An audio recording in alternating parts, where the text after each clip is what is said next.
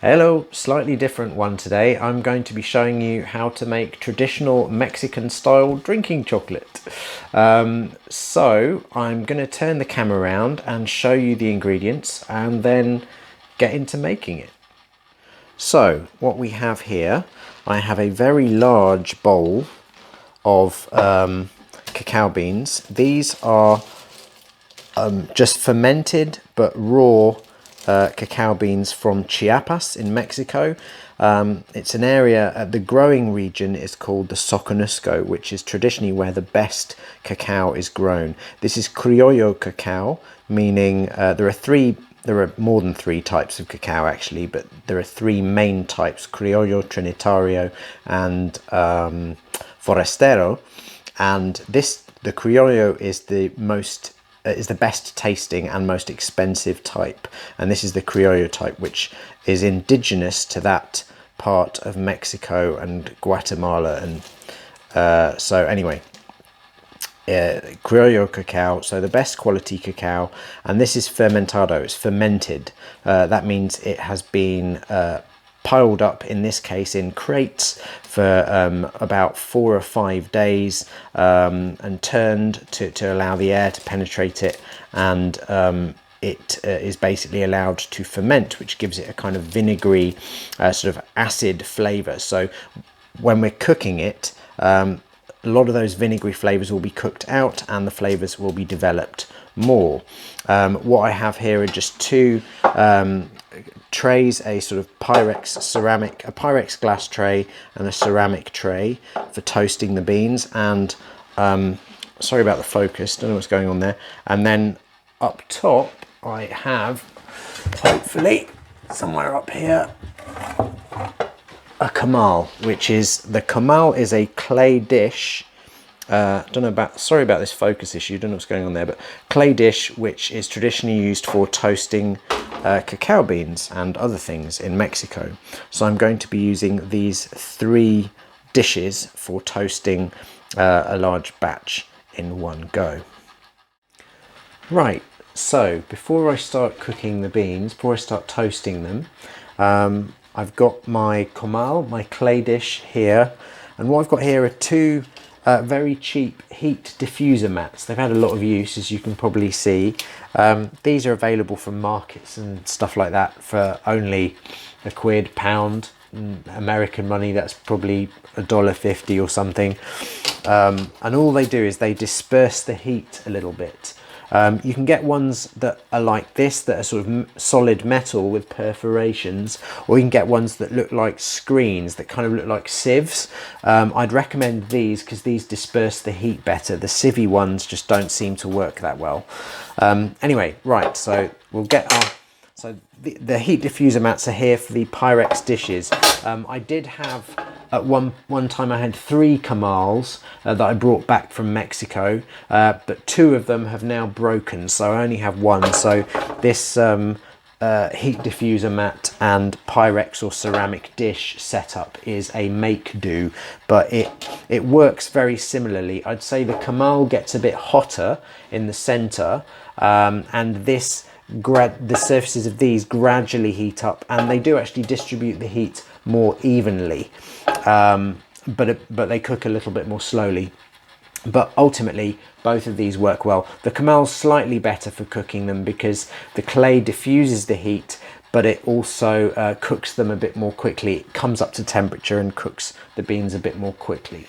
So the level of flame that I'm going to be using is low. You kind of want these to be on a very low flame, because the aim here is to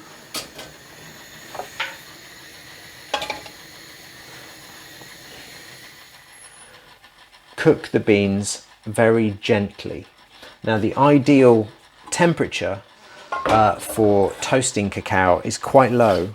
It's around 120 degrees to 130 degrees Celsius, and the ideal cooking temperature is around 25 minutes. And that's been determined scientifically. In my book, The Secret Life of Chocolate, which will be coming out very soon, there's an explanation as to why that is. These beans, by the way, have been stored in the freezer, so they're So because they've been frozen, they're still very cold, which is another reason why I want to start on a low heat. Because if I started on a high heat, then the outsides would cook and the insides would still be uncooked, which is not what we want.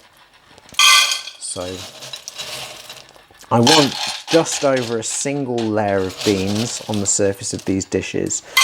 And I found from experience, 2 batches I'll be able to cook all these beans in 2 batches. So I just have to be a bit generous with my layering here. That's good. All right, I think that should be okay.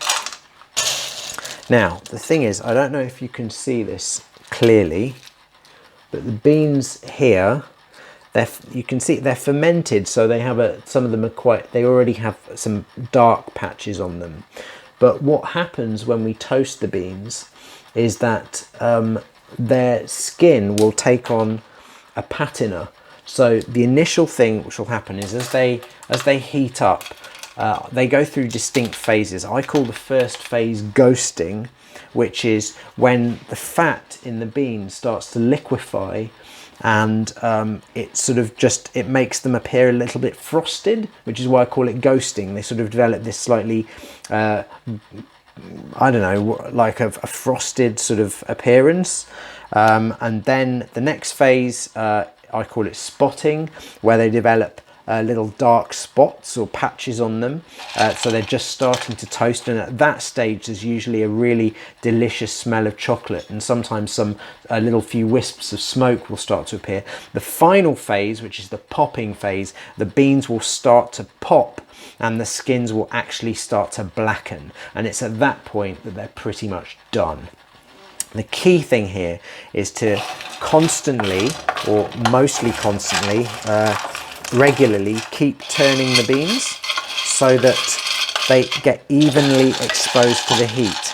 Now at this stage, when the base of the dish is only barely hot, obviously that's not so critical, but you know, they will get pretty hot, so it's important to keep turning the beans all the way through.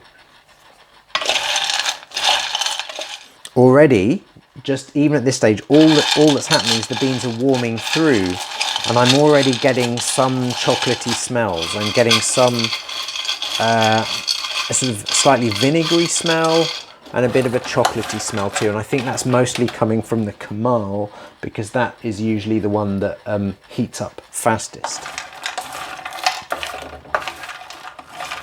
You can see I'm using my fingers at this point because the beans really aren't hot at all. They're still cold, and the base of the dishes is getting hot, but it isn't burning temperature yet. You can see already we've got a bit of smoke on the kamal. Maybe you didn't see that, but there's a little wisp of smoke, so I'm going to turn that down a bit. So the beans toasted on the kamal do tend to go a bit faster. I'm just going to put some other fresh ones on there. Now this one, parts of this, because the kamal is so much quicker at heating up, this is already smoking. So this has already started to ghost, and it's even gone into the second stage, which is spotting. The beans here, I can see darker patches developing, and there are wisps of smoke and a distinct chocolatey smell coming from the kamal. From these other dishes, these are still in the first phase, which is ghosting, where you probably can't see from here, but just looking at the dishes as a whole, they've developed a slightly they've got a slightly ghosted appearance. They've got a slight pallor to them, which is great. So they've entered the first phase. These guys are already in the second stage, which is spotting, and you can actually see on this little fella, this dark patch, that's not from fermentation, that's actually from the cooking process. So this is in its spotting phase now. Oh, I'm losing beans, that's not good.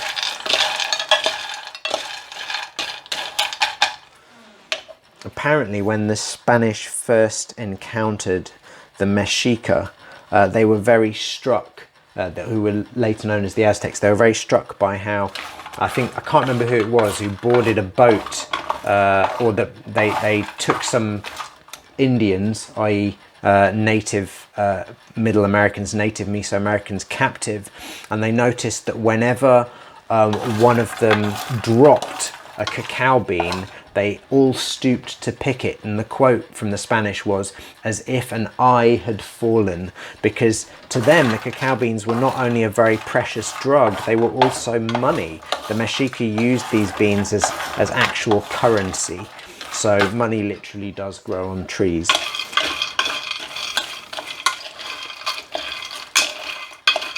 But I can completely empathize that thing, because I've had 2 beans now fall underneath here, which I'm going to have to fish out later, and I'm not wasting any of it, because when you know the labour that goes into making traditional chocolate, or indeed modern confectioner's chocolate, if you have to do it all by hand, you're not going to waste a damn bit of it. All right, this is heating up now. This is good. These beans are still patchily hot. These guys are really hot. The Kamal just cooks things so much more quickly. The good thing about these two is, even though they're much slower than the Kamal, you'll see I'll be able to whip these off the Kamal much sooner than I can change these. Even though these are slower, once these are up to temperature, they will hold their temperature much more quickly, much more for a longer time. Here we go, it's just entered the 3rd stage, stage 3, which is the popping stage. These guys are really still on stage 1, they haven't even entered stage 2 yet. So, why am I going through all of this rigmarole? Why don't I just buy cocoa like anyone else? Well, firstly, cocoa powder is a highly denatured and processed form of cacao. Conventional cocoa, and I would say even raw cacao, the raw cacao powder, because they've both been defatted, which means the fat has been extruded from them, usually with a hydraulic press. That is not necessarily a problem, except for the fact that the fat protects a lot of the compounds in cacao from oxidation. So when you remove the fat, a lot of these polyphenols in cacao, on which research has been done, and on which it is supposed that a lot of the medicinal properties depend, although that may not be true. There's a lot of details in my book about that, about how the polyphenols do a lot of the medicinal work, but there are several substances in there which have yet not been fully explored, and we know that some of the polyphenols may not depend on antioxidant activity for bringing benefits. And anyway, I'm getting off on a massive tangent. The point is, the reason I'm processing this myself, toasting the beans and preparing it myself, is because this will produce a superior product. So this on the Kamal is on stage 3, so it's just making sure, which is the popping stage. You can hear it will start to crackle and pop. The beans there's a distinct smell of charring now from the skin of the bean. So all I need to do is make sure that the beans get regularly turned so they get roasted, toasted equally on all sides. Now, is it true that toasting or cooking the cacao reduces antioxidant content? Yes. Is it true that toasting or cooking therefore reduces the medicinal properties and health benefits of cacao? Not necessarily. Because cooking does a couple of things. Firstly, it improves the flavour, because it develops all the lovely roasted flavours that we like, the sort of more chocolatey flavour if you prefer. The second is that it will kill any microbes from fermentation. So if there are any microbes left off, and because this fermentation is essentially heap fermentation, or in this case box fermentation, but it's uncontrolled, it's a wild ferment, so some of the organisms in there you might not want. And moreover, if a lot of the beans after fermenting are laid out on patios, on concrete patios to dry in the sun. And, you know, little animals can walk past and pee on them or whatever. So that, according to studies though, they find that as long as the beans aren't contaminated before fermentation, if they're dried in the sun, that tends not to, contamination like that tends not to happen. But toasting the beans before shelling them is a very good way of killing any naughty microbes that might still be there and cleaning them. The third thing, and the most interesting thing for me from a pharmacological point of view, is yes, it does transform the chemistry of the beans, and it does reduce the amount of polyphenols, which are the main beneficial antioxidants in it. However, there are a couple of points I'd make there. The first is that, as I mentioned earlier, the polyphenols may not always be the active ingredients in terms of some of the health benefits that are being observed from cacao, which I'll speak about in a moment. And the second thing is that the polyphenols, even when they are, that it's been assumed that it's their antioxidant activity that's responsible for their health benefits. And actually, that may not be the case in all cases, that there have been other mechanisms that have been identified. The other thing I'd say is that toasting actually develops new compounds in cacao, and some of these are not helpful, like trace amounts of acrylamide, which is a carcinogenic compound that you find in a lot of burnt foods, like you find it in toast or potato, roast potatoes or whatever. Tiny amounts of acrylamide, not large amounts of acrylamide, are developed, so that's undesirable. But on the other hand, some other compounds called diketopiperazines are developed, and those are very interesting compounds which have as yet barely investigated properties. Some of them are known to be antioxidant, many of them are known to penetrate the blood-brain barrier, in other words they get into the brain. Very, very interesting compounds, and some which have been investigated have been found to have beneficial properties, but many of them have not been investigated.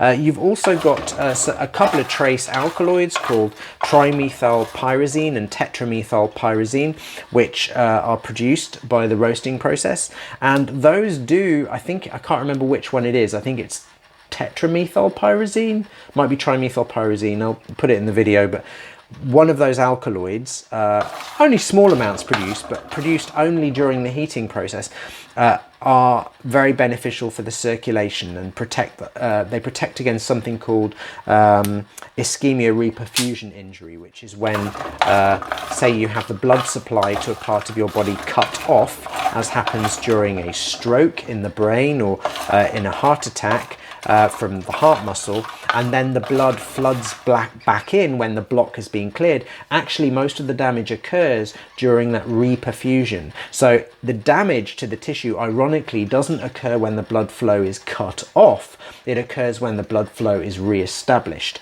And this compound tetramethylpyrazine, I think it's tetra, might be tri, can't remember, whatever. One of those methylpyrazine compounds has a very protective effect on that, and so do the polyphenols in cacao. So even though we're losing some polyphenols, these new compounds are being generated. And what's fascinating, and we don't yet know this in full, is how those new compounds actually mesh with the compounds present in the raw bean, as in like the polyphenols are working to protect the heart and the blood vessels in one way, and the methylpyrazines might be doing it in another way. Yeah, so the health benefits of cacao, multiple. Principally, it's very protective against type 2 diabetes. It helps to lower blood sugar, but also slightly lowers blood pressure, but very, very, very negligible effect. Its much more significant effect on the circulatory system is that it protects vascular endothelium. That is to say, it helps protect the lining of blood vessels. And this is really important because it's damage to the lining of blood vessels that increases the risk of clot formation, increases the risk of heart attack, increases the risk of stroke, and ultimately, which causes a lot of the complications of things like diabetes, where people go blind or their kidney function declines, and so on and so forth, because it's the little blood vessels in the kidneys and in the eyes that get damaged and block up. So compounds like these found in cacao, which protect the lining of blood vessels, are enormously useful. We're actually coming up to the 26-minute mark. I'm going to let this go a little bit longer because I think it needs slightly longer. These guys are still in stage 2, but I think they're not long off stage 3 now. No, maybe a bit longer. Maybe a wee while longer. Might be being optimistic there. Right, I think... No, a little bit longer. They've still got some lighter coloured beans. I don't like them to be black, but I like all the beans to look like they're slightly toasted on one side. Because don't forget, these are skins. We're going to shell these. So if the shells burn a little bit, it means that the contents are getting up to temperature. We don't want them all black. I don't want a uniform blackness. I want some variegation. I want some differences in colour. Because this is not the same as industrial roasting of beans, where they use much higher temperatures and they have a sort of big oven with a rotating drum to make sure all of the beans get evenly toasted. I want this to be, I want there to be some variation, because that will give a greater complexity of flavour and a greater diversity of pharmacology, to be honest, a greater spectrum of chemicals in the finished product, which will improve its quality, both in terms of flavour and effect. So,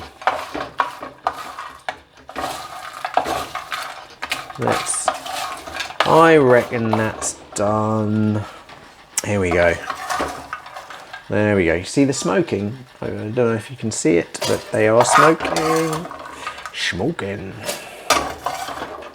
Right. Oh, just lost a bean there. Come here. Right, brilliant. Okay, so that is the first of batch 1. Goes through, and that was around, I'd say around nearly half an hour on the Kamal. This lot, because the Kamal's already hot, they're going to cook in much slower time. And you see the temperature difference between the raw and the cooked. I mean the temperature, the colour. Okay, these guys are now entering stage 3.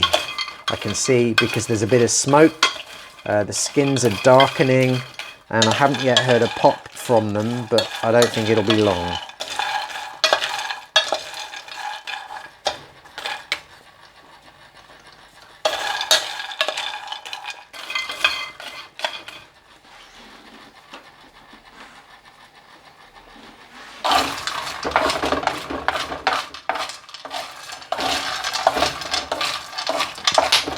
Hey, there we go, pop. Right, I think that's probably enough filming of bean toasting. You get the idea. These guys I'm going to take all the way through. These guys have just started to pop, so another 5 minutes and I'll take them off. These guys probably I'm going to guesstimate another maybe 15 minutes, we'll see. Maybe a bit less. Hopefully these guys should start to pop soon too. But you get the idea. This will take me another wee while, like maybe another half hour in total, and then all of them will be toasted. And I'll come back when they're all toasted and done.